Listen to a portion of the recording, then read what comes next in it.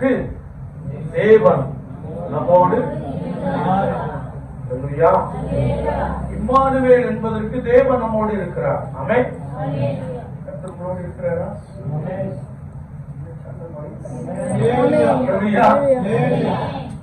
ஆண்டவர் நம்மோடு கூட என்ன செய்கிறார்? The Lord among us realized the kingdom. இயேசு கிறிஸ்து ஒரு விஷயம் சொன்னபோது, தேவனுடைய ராஜ்யம் உங்களுக்குள் இருக்கிறது என்று சொன்னார். தேவனுடைய ராஜ்யம் எங்க இருக்கிறான்? நமக்குள்ளதான் இருக்கிறான். நமக்குள்ளதான் இருக்குது. நான் கிறிஸ்துவுக்குள் இருந்தால் தேவனுடைய ராஜ்யம் நமக்குள்ள என்ன செய்கிறது? இருக்கிறது. நம்முடைய குடும்பம் கிறிஸ்துவுக்குள் இருந்தால் தேவனுடைய ராஜ்யம் நமக்குள்ள என்ன செய்கிறது? இருக்கிறது. நம்முடைய குடும்பம் கிறிஸ்துவுக்குள் இருக்கின்ற பொழுது நம்மோடு கூட வாழ்கிறவர்கள் தேவனுடைய ராஜ்யத்தை குறித்து அறிந்து கொள்கிறார்கள். இயேசு கிறிஸ்துவின் பிறப்பானது மனிதனுடைய நிறைவு என்பதை நாம் பரிசுத்த வேதாகமத்தின் நிமித்தமாக அறிந்து கொள்ள முடியும் இல்லையா? ஏசப்பா சொன்னார் பரிசுத்த யோவான் 10ஆம் அதிகாரம் 10ஆம் வசனத்திலே, நானோ அவைகளுக்கு ஜீவன் உண்டாயிருக்கவும் அது பரிபூரணப்படவும் வந்தேன் என்று சொன்னார். கரங்களை தட்டி கட்டுடைய உங்களுக்கும் எனக்கும் புது வாழ்வு கொடுக்கும்படியாய், உங்களுக்கும் எனக்கும் ஜீவன் உண்டாயிருக்கும்படியாய், எல்லா ஜனத்திற்கும் ஒரு புதிய சந்தோஷத்தை கொடுக்கும்படியாய் ஆண்டவர் நமக்குள்ளே வந்து வாசம் பண்ணினார்.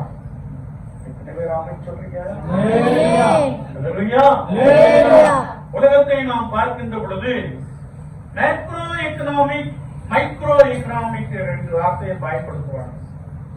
மேக்ரோ எக்கனாமிக்னா நம்முடைய தேசத்தை பொறுத்த மட்டிலே 20% பணக்காரர்கள் மேலும் பணக்காரனா என்ன செய்யறான்?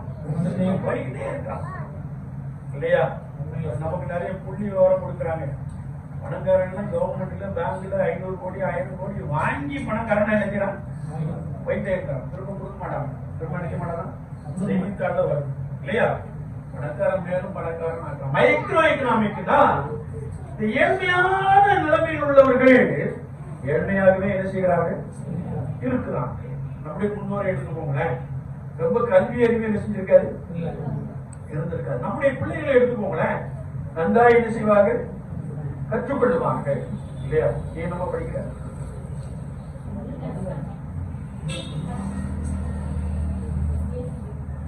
பிஎஸ்சி பிஎட் ஆசிரியருக்கு படிக்கிறாங்க, படிச்சு நல்லது இல்லையா? அம்மா ஒன்றும் படிக்கல, ஒன்றும் படிக்கல இல்லையா? அப்போ ஒரு விசுவாச வாழ்க்கையிலே ஆண்டவருடைய ஜனங்கள் அவர்களோடு மற்ற ஜனங்களுக்குள்ளும் ஒரு நிறைவு உண்டு பண்ணும்படியாய், பரிபூர்ணம் உண்டு பண்ணும்படியாய் இயேசு கிறிஸ்து இந்த உலகத்திற்குள்ளே வந்தார். அல்லேலூயா, அல்லேலூயா. பரிபூர்ணம் என்ற வார்த்தை ஏதோ நம்ம வசதியா வாழ்கிற ஒரு அனுபவம் அல்ல, அல்லது நமக்கு செல்வங்கள் சேர்த்துக் கொள்ளுகிற ஒரு அனுபவம் அல்ல, அல்லது நான் வாழுகின்ற இடத்திலே சிறப்பாய் வாழ வேண்டும் என்ற எண்ணம் தனிப்பட்ட நபருக்குள் அல்ல. நான் வாழ்ந்து கொண்டிருக்கிற சமுதாயம், நான் வாழ்ந்து கொண்டிருக்கிற சூழ்நிலை உள்ள எல்லா ஜனங்களுக்கு என்ன உண்டாகணுமா? பரிபூரணம் உண்டாக வேண்டும். அந்த சகோதரிக்கு ஒரு கோபுரம் என்னன்னா, நான் படிச்சிருக்கிறேன், எங்கேயாவது ஏதாவது ஒரு வேலை செஞ்சு வச்சுக்கிறவன் போயிட்டு இருப்பேன் அப்படிங்கிற ஒரு எண்ணம் இல்லையா? ஒருவேளை தன்னை குறித்ததான நிறைவான ஒரு எண்ணம், என்னால் வாழ முடியும், என்னால் சமுதாயத்திலே ஒருவேளை சிறப்பான ஒரு மனுஷியாய் மனிதனாய் வாழ முடியும், அப்படிப்பட்ட ஒரு சூழ்நிலையை குறித்துதான் ஆண்டவராகிய இயேசு கிறிஸ்து சொல்லுகிறார், நானோ அவைகளுக்கு ஜீவன் உண்டாயிருக்கவும் பரிபூரணப்படவும் வந்தேன் என்று சொல்லுகிறார். கரங்களை தட்டி கட்டுரை நாமத்தை சாத்தியமா? சாத்தியமா? உங்களுடைய பணக்காரர்கள் இருப்பார்கள், ஏழைகளும் இல்லையா? அரசியல்வாதி சைக்கிள் வருகிறார், அவர் அரசியலை நிறைவு செய்கின்ற போது BMW கார்ல எழுதினாரு வராரு இல்லையா? ஆனா அதே சூழ்நிலையில ஏழைகளை நினைச்சுக்கிறார்கள் இருக்கிறார்கள். எனவே இந்த பரிபூரணம் என்ற அந்த வார்த்தை உள்ளத்திலே ஒரு பெரிய மகிழ்ச்சி, உள்ளத்திலே ஒரு பெரிய சமாதானம், அதை ஒருவராலும் பறித்துக் கொள்ளக்கூடாத சமாதானம், அதை ஒவ்வொரு மனிதனுடைய வாழ்க்கையிலும் கொடுக்கும்படியான இயேசு இந்த உலகத்திற்குள்ளே வந்தார். எத்தனை பேர் விசுவாசிப்பீங்க? நான் கேள்வி கேட்டேன். நான் முன்னாடி வாக்கியாரா இருந்தேன் 8 வருஷம். அதனால கேள்வி கேட்கறது எனக்கு பழக்கமா இருந்துச்சு இல்லையா? ப்ரொஃபஸர் கேட்ட yesterday we have studied about what அப்படின்னு அங்கே கேட்கிறோம் இல்லையா? கடமைக்கு நடத்துறது அவங்க நடத்திட்டு அடிச்சுருவாங்க வந்துருவாங்க இல்லையா? கேள்வி கேட்டேன். என்ன கேள்வி கேட்டேன்? இது சாத்தியமா? இது சாத்தியமா அப்படின்னு கேட்டேன். சாத்தியமா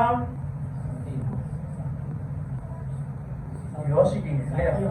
ஆனா வேதத்தை வாசிக்கின்ற பொழுது அப்போஸ்தலர் நடபடியின் புஸ்தகம் 2ஆம் அதிகாரத்தை நாம் வாசிக்கின்ற பொழுது அவர்கள் எல்லாரும் பரிசுத்த ஆவியானவரால் நிரப்பப்பட்டார்கள். அவர்கள் எல்லாரும் ஒருமித்து காணப்பட்டார்கள். விசுவாசிகள் எல்லாருடைய இருதயம் மனம் ஒரே இருதயமாய் காணப்பட்டது.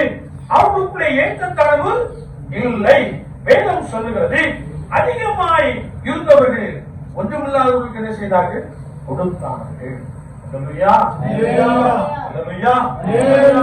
ஒருவேளை அந்த அப்போஸ்தலர் 2ஆம் அதிகாரத்திலே 4ஆம் அதிகாரத்திலே நாம் வாசிக்கின்ற பொழுது அவர்கள் ஒன்றுமில்லாதவர்களுக்கு பகிர்ந்து கொடுத்தார்கள். அப்போஸ்தலனாகிய பரிசுத்த பவுல் இதை குறித்து 2 கொரிந்தியர் 8ஆம் அதிகாரத்திலே சொல்லுகிறார். சமநிலை பிரமாணம் என்று சொல்லுகிறார். என்ன பிரமாணம்? அப்படின்னா என்ன அர்த்தம்? ஏற்ற தாழ்வு இல்லாத ஒரு சமுதாயம். ஏற்ற தாழ்வு இல்லாத ஒரு சமுதாயம். நம்ம எவ்வளவுதான் கிறிஸ்தவங்களா கூடியிருந்தாலும் நமக்குள்ள என்ன என்ன இருக்கும்? நான் உயர்ந்தவள், நான் உயர்ந்தவன் இல்லையா? இருக்குமா? இருக்கும். ஜாதியை பற்றி வசதி. அதாவது தேவனுடைய ராஜ்யம் உங்களுக்குள் இருக்கிறது என்ற வார்த்தை நமக்குள்ள பலமா என்ன செய்யும்? நிறைவேறும். ஆமென். என்ன இருக்குமா? ஒரு பெரிய சமாதானம், பெரிய மகிழ்ச்சி இருக்குமா? மகிழ்ச்சியா இருக்கீங்களா? வீட்டுக்கு போன உடனே ஐயோ சில நேரம் சிந்தையே என்ன செஞ்சிருது? வித்தியாசமா என்ன செய்யுது? கோயிலுக்கு இல்லையா?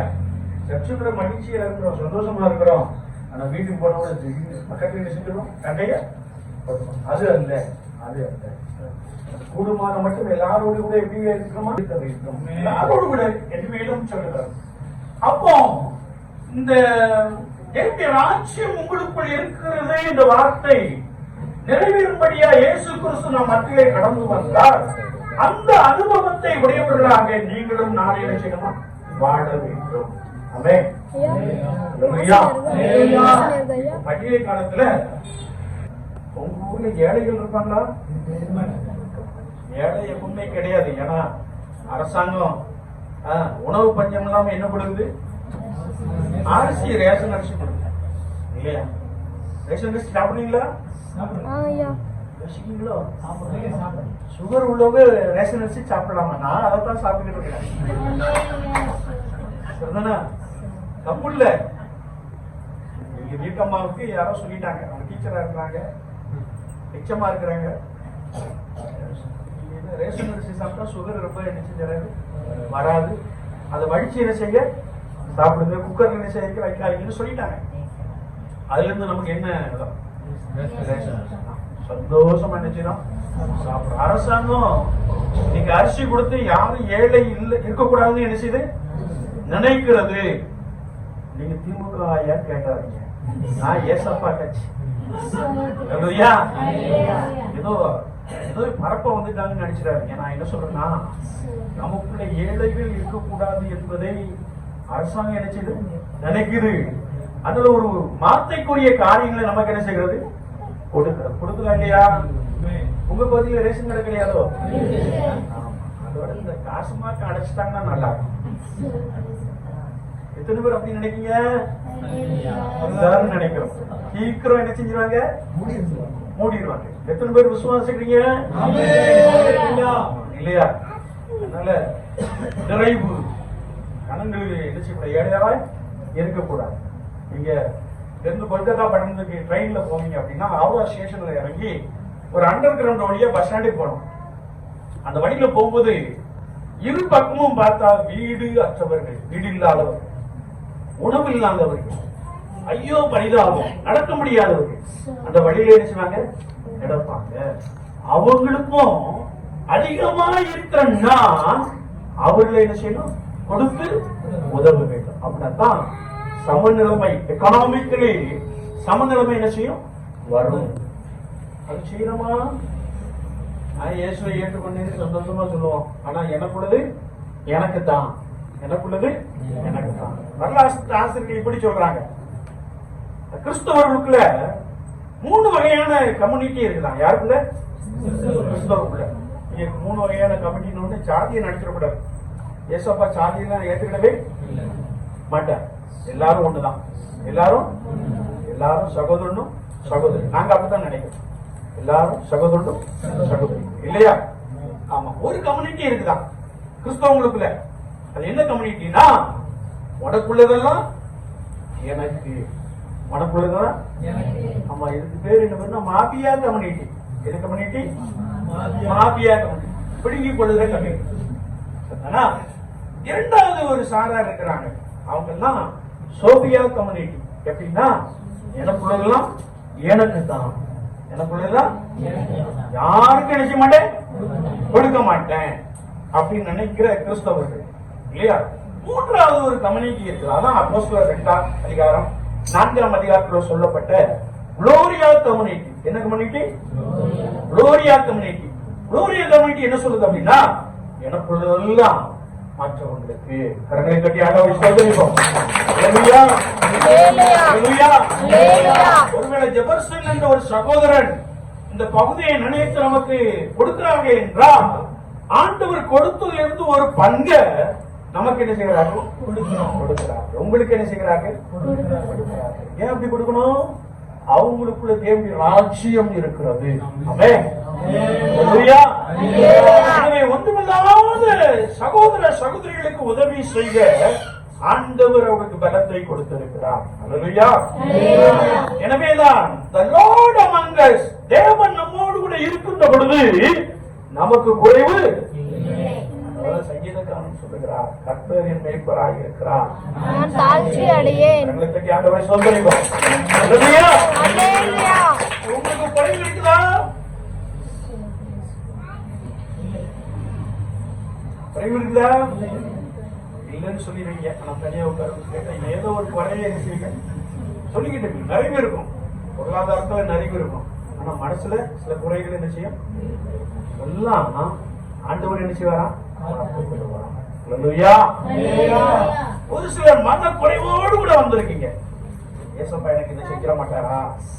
ஏசப்பா என் வாழ்க்கையில ஒரு பெரிய அற்புதம் செஞ்சிட மாட்டாரா அப்படிங்கிற ஏக்கத்தோடு கூட வந்திருக்கிறீங்க. பரிசுத்த ஆவியின் வல்லமை என்னை பலப்படுத்துகிறதை நான் ஆவியிலே உணர்கிறேன். ஒருவேளை அந்த ஒரு நோக்கத்தோடு கூட இன்றைக்கு நீ இங்கே வந்திருப்பாய் என்றால், இயேசுவினுடைய வாழ்க்கையிலே பெரிய அற்புதங்களை செய்கிறார். ஹல்லேலூயா. உன் குறைகள் எல்லாம் நீங்கி போகும் என்று சொல்லுகிறார். ஆமென். ஹல்லேலூயா. வழியில இருந்து போறோம்னு சொல்றாருமா, நிச்சயமா குறைவு என்ன செஞ்சிடும்? நீங்கி போகும். ஒருவேளை அடுத்த வருஷம் ஐயா வரும்போது நீங்க சொல்லுவீங்க, ஆண்டவர் எங்க குறைவெல்லாம் என்ன செஞ்சாரு? சத்தமா அல்லேலூயா சொல்லலாமா? ஹல்லேலூயா. பரிசுத்த ஆவியானவர் அப்படி செய்வார். அவங்க குறைவுகள் எல்லாம் என்ன செய்வார்? பரிபூர்ணம் உண்டாகும், பரிபூர்ணம் சுகம் உண்டாகும், அற்புதம் நடக்கும்.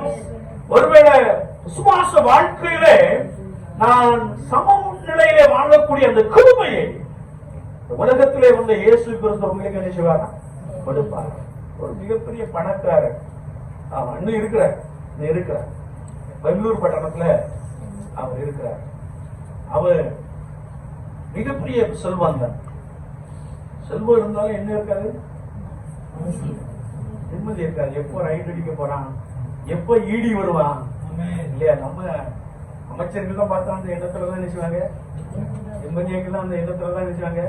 எல்லாரும் whether it may be a DMK or ADMK or BJP, anyone, இல்லையா? மனசுல பெரிய பயம் நிச்சயம் இருக்கும். இவரு சுயமா சம்பாதித்து பெரிய செல்வந்தன் ஆகிட்டார், பிசினஸ் பண்ணி. ஆனா வீட்டுல அவர் ஒருத்தரே என்ன செய்யல, நேசிக்கல, பிள்ளைகள் நேசிக்கல, மனைவி என்ன செய்யல, நேசிக்கல. நான் இவ்வளவு பெரிய கோடீஸ்வரனா இருக்கிறேன், என்னை நேசிக்க யாரும் இல்லையே என்று சொல்லி தன்னுடைய விலையுயர்ந்த காரை எடுத்துக்கொண்டு கார் கண்ணாடியை ஏற்றி விட்டுவிட்டு வாழ்க்கையை முடித்துக் கொண்டு அவர் என்ன செய்தார், அங்கே கடந்து சென்றார். இல்லையா? சில வேளைகளில் நெருக்க வரும்போது நான் ஏன் வாழ்றேன், நான் ஏன் இருக்கணும் அப்படின்னு கூட சிலர் என்ன செய்யலாம், நினைக்கலாம். இல்லையா? யாரும் அப்படி நினைச்சிருக்கீங்களோ? நினைக்கிறேன் அப்படி. அதனாலதான் ஆண்டவர் வார்த்தை என்ன செய்கிறார், நீங்க ஆரம்பத்துல இருந்து எண்ணி பாருங்களேன், உங்களுடைய போராட்ட நாட்கள் எண்ணி பாருங்களேன். நீங்க இப்படி நினைச்சிருக்கீங்க, நான் ஏன் இந்த உலகத்துல வாழணும்? ஆனா ஆண்டவர் சொல்லுகிறார், நீ சாவதற்கல்ல, உனக்கு ஒரு பரிபூர்ணம் உண்டாகும்படியாய், உனக்கு ஒரு நிறைவு உண்டாகும்படியாய் ஆண்டவராகிய இயேசு கிறிஸ்து உன்னை இங்கே அழைத்து வந்திருக்கிறார். அல்லேலூயா, அல்லேலூயா. என்னை நேசிக்க யாரும் இல்லையே என்று சொல்லி நீ அழுது கொண்டிருக்கிற ஒரு நபராய் காணப்படலாம். அந்த மனிதன் அப்படி காணப்பட்டான். திடீரென்று நம்முடைய ஊழியக்காரன் மாதிரி ஒருத்தர் போய் கார் கண்ணாடியை தட்டி உள்ள ஒரு டாக்ஸ் செஞ்சுதார், போட்டு விட்டார்.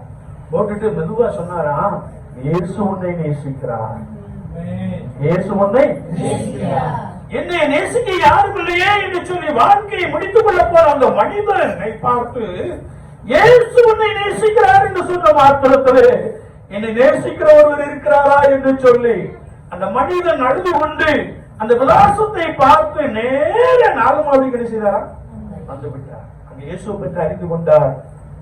இயேசு எனக்காக ஜீவனை கொடுத்தவர், இயேசு என்னை வாழ வைப்பதற்காக இந்த உலகத்திற்குள் வந்தவர் என்று சொல்லி இயேசு கிறிஸ்துவை சொந்த ரட்சகராய் ஏற்றுக்கொண்டு இன்னைக்கு அந்த பட்டணத்துல தேவனுக்காக குடும்பமாய் ஊழியம் செய்கிறார். கரங்களை தட்டியாட நேசிக்க யாரும் இல்லையே என்று சொல்லி நீங்க ஏற்கலாம். கூட அறிஞ்சுக்கிட்டு நினைக்கலாம். அவங்களுக்கு ஆண்டவர் வார்த்தையை அனுப்புகிறார். நான் உனக்குள்ள நிறைவை உண்டு பண்ணுவேன் என்று சொல்கிறார். நான் உனக்குள்ள நிறைவை உண்டு பண்ணுவேன், நான் உன்னை ஆசீர்வதிப்பேன் என்று சொல்லுகிறார். நீ எதற்காக காத்திருக்கிறாயோ அதை நான் உனக்கு செய்வேன் என்று சொல்லுகிறார். அப்படி நீ ஆண்டவருடைய நாமத்தினாலே அற்புதங்களையும் ஆசீர்வாதங்களை சோதரித்துக் கொள்கின்ற பொழுது மெய்யான சமாதானம், மெய்யான மகிழ்ச்சி உங்களை நிரப்பும். அதுதான் ரியலைஸ்ட் கிங்டம். இல்லையா? இயேசு கிறிஸ்து உங்களுக்குள் வாழுகிற ஒரு அனுபவம். கரங்களை கட்டி ஆண்டவரை ஸ்தோத்திரிப்போம். அது மாத்திரமல்ல, இயேசு கிறிஸ்துவின் பிறப்பு இன்னும் எதை குறிக்கிறது என்றால், நம் கர்த்தருடைய வார்த்தையை வாசிக்கின்ற பொழுது இந்த செய்தியானது தனிப்பட்ட நபருக்கு மாத்திரமல்ல, தனிப்பட்ட மனிதர்களுக்கு மாத்திரமல்ல, தனிப்பட்ட மனுஷர்களுக்கு மாத்திரமல்ல, எல்லா ஜனத்துக்கும் இன்க்ளூசிவ் அப்படின்னு ஆங்கிலத்தில் ஒரு வார்த்தை சொல்லுவாங்க, எக்ஸ்க்ளூசிவ்னு ஒரு வார்த்தை சொல்லுவாங்க. ஆனா அது இன்க்ளூசிவ், எல்லாருக்கும். எல்லாரும், whether he or she may be a Hindu or Muslim or Christian or Sikh, anyone. இந்த நற்செய்தியானது எல்லா ஜனத்திற்கும் மிகுந்த சந்தோஷம் உண்டாக்கும் நற்செய்தி. சகோதரியே, உனக்கு இந்த நற்செய்தி நீ ஏசப்பா சொல்றாங்க, உனக்கு இந்த நற்செய்தி நீ ஏசப்பா சொல்றாங்க. நீ கலங்க வேண்டாம், நீ பயப்பட வேண்டாம், நான் உன்னை நிறுத்துவேன் என்று சொல்லுகிறார். நான் உன்னை நிறுத்துவேன் என்று சொல்லுகிறார். அல்லேலூயா, அல்லேலூயா, அல்லேலூயா. இந்த ரியலைஸ்ட் கிங்டம், தேவனுடைய ராஜ்யம் நமக்குள் இருக்கின்ற அந்த அனுபவத்திலே இந்த செய்தியானது எல்லா உலகம் உள்ள எல்லா ஜனங்களுக்கும். சிலர் சொல்றாங்க, இயேசு என்ன பெரியவரா, அவருக்கும் அந்த செய்தி நற்செய்தி. அல்லேலூயா. உங்களை சிலர் நிந்தித்துக் கொண்டிருக்கலாம், அடிக்கடி உங்களை ஏசிக் கொண்டிருக்கலாம், அவங்களுக்கு அந்த நற்செய்தி. அல்லேலூயா. இயேசப்பா சொன்னார், உங்களை சிநேகிக்கிறவர்களே நீங்கள் சிநேகித்தால் அதனால் உங்களுக்கு லாபம், சத்துருக்களை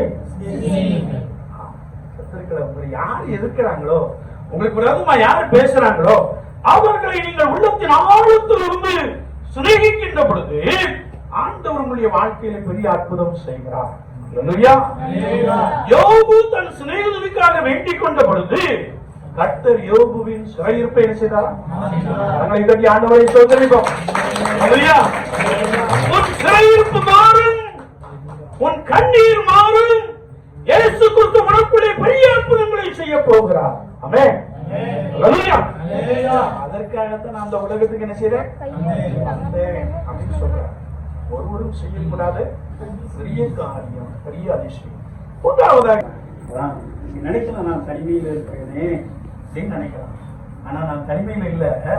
இயேசு கிறிஸ்து என்னோடு கூட என்ன செய்கிறார்? இருக்கிறார். எப்பொழுது நான் துன்பத்தின் நடுவில் நடந்தாலும் நீர் என்னோடு கூட இருக்கிறீர்.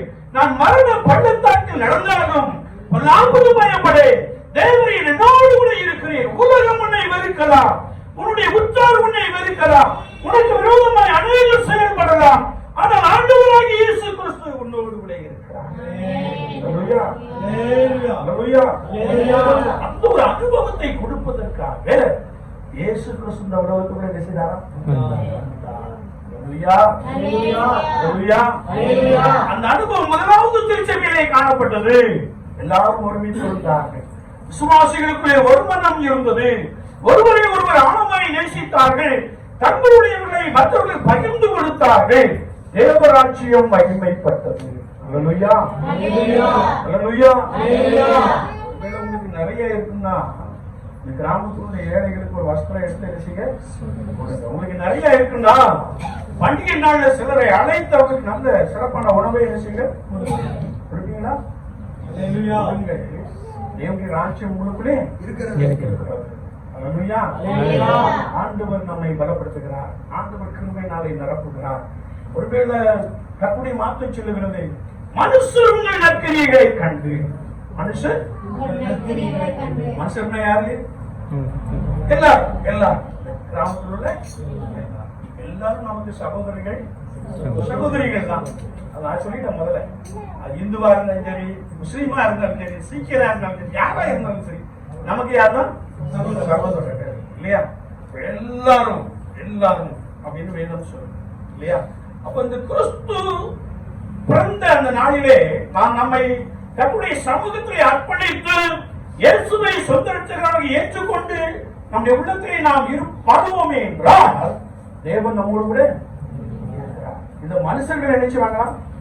பார்ப்பாங்களா? மற்றவங்க பார்ப்பாங்களா? மற்றவங்க பார்ப்பாங்களா? உங்கள் நற்கிரியைகளை காண்பாங்களா? நீங்க பைபிள்ல போய் சண்டை போட்டீங்கன்னா என்ன சொல்லுவாங்க? இவனா கிறிஸ்தவனா அப்படின்னு சொல்லுவாங்க இல்லையா? நிறைய இடத்துல நடக்குது. சிபிஎம் விசுவாசி, ஏஜி விசுவாசிகள்னா எங்க பார்த்தா தெரியும் அப்படின்னா பைபிள்ல பார்த்தா தெரியும். அவங்க என்ன செய்வாங்க? சண்டை போடுவாங்க. தண்ணி கிடைக்கலன்னு என்ன செய்வாங்க? சண்டை போடுவாங்க இல்லையா? நாம என்ன சொல்லக்கூடாது? சண்டை, ஆமா, பயம், வாக்குவாதம் என்ன செய்யக்கூடாது? பண்ணக்கூடாது. வீட்டுல குடும்ப சமாதானமா இருக்கணும், பொறுமையா என்ன செய்யணும்? எல்லாத்தையும் சகித்து கொள்ள வேண்டும். அப்ப குடும்பம் எப்படி இருக்கும்? சமாதானமா இருக்கும் இல்லையா? அப்ப மனுஷர் உங்கள் நற்கிரிகளை கண்டு நீங்கள் கிறிஸ்துவுக்கு இந்த கனிகளை கொடுக்கிற வாழ்க்கை அல்லது கிறிஸ்துவின் ராஜ்யம் உங்களுக்கு இருக்கின்ற பொழுது மற்றவர்கள் பார்க்கிறார்கள். அவர்கள் ஆண்டவருடைய நாமத்தை என்ன செய்கிறார்களா? மகிமைப்படுத்துகிறார்கள். கர்த்தர் மேலே விசுவாசம் வைக்கிறார்கள் என்று வசனம் சொல்லுகிறது. என்னை கேட்டுக்கொண்டு இருக்கிற அன்பு சகோதரனை சகோதரியே, இந்த விசுவாச வாழ்க்கையில இந்த பிறப்பின் பண்டிகையை ஆசரிப்பதற்கு முன்பதாக நம்மை கர்த்தருடைய சமூகத்தில் என்ன செய்யணும்? கொடுத்து விட வேண்டும். வேதத்தின்படி நாம் என்ன செய்யணும்? நடக்கணும். இயேசு உங்களுடைய வாழ்க்கையில பெரிய அற்புதங்களை செய்வார். பரிசுத்த ஆவியானவர் சொல்கிறார், நீ நினைப்பதற்கும் வேண்டிக் கொள்வதற்கும் மேலான நன்மை என்று சொல்லுகிறார். கரங்களை தட்டி